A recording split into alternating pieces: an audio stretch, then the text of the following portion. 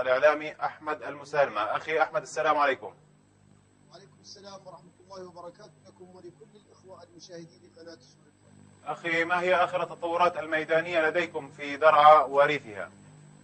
نعم أخي الكريم، اليوم من الصباح الباكر قامت طيران النظام المروحي بإلقاء البراميل المتفجرة، وأيضا رافقه الميج الحربي بالغارات الجوية، فبدأ من درعا البلد وامتد إلى باقي المناطق وقرى بلدات محافظة درعا. أكثر من 15 قرية وبلدة قصفت بالغارات الجوية. هناك شهداء في بلدة تسيد، وأيضا هناك جرحى في درعا البلد، وهناك جرحى أيضا في بعض المناطق كعقربة والمال والإحراك وتسيل التي سقط بها جرحى. كل هذه المناطق تم قصفها من قبل القوات النظام بتصعيد عسكري عنيف شهدته القرى والبلدات محافظة درعا. تزامن ذلك مع مرابطة كبيرة للجيش الحر على مختلف جبهات المحافظة. كان هناك مرابطة في بصرة الشام، في عتمان، في درعا البلد، في حي المنشية، التي جرت باشتباكات متقطعة بين الجيش الحر وقوات النظام المتمركزة هناك. وأيضا كان هناك اشتباكات في الشيخ مسكين بمعركة ادخلوا عليهم الباب على اللواء 82 وتبادل للنيران المتوسطة والرشاشات الثقيلة. طيب أخي أحمد، إذا سألتك في الفترة الماضية، كانت الانتصارات والأعمال القتالية التي يبادر بها الجيش الحر في درعا والقنيطرة كانت تأتي تترى. ما هو سبب انعدام المعارك في هذه الفترة؟ هل هي الفتنة التي حدثت في الشهر الماضي أو الذي قبله، أم لسوء الأحوال الجوية؟ علما أنها تفيد سوء الأحوال الجوية في تحييد سلاح الجو التابع للأسد. ما هو سبب انعدام هذه المعارك؟ ونكتفي الآن بالمرابطة.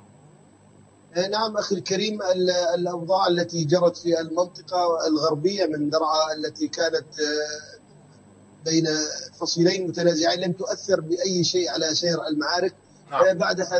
خلال هذا النزاع وبعد أن فض هذا النزاع كان هناك معارك كبيرة في بصرة الشام وفي الشيخ مسكين وفي درعا المحطة وفي الشمال من المحافظة. لم تتوقف أي يوم من الأيام الجبهات المشتعلة في الجبهة الجنوبية القوية.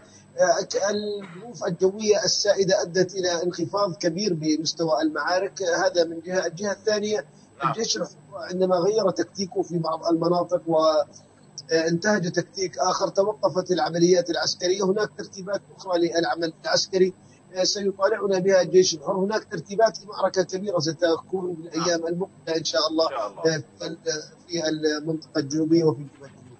نعم إن شاء الله، هذا ما نأمله من أبطال الجيش الحر المرابطين في مدينة درعا وريفها. هل هناك من تفاصيل أخرى أخي أحمد؟ نعم، الأوضاع الإنسانية التي ما تزال سيئة وتسوء من سيء إلى أسوأ في بعض المناطق.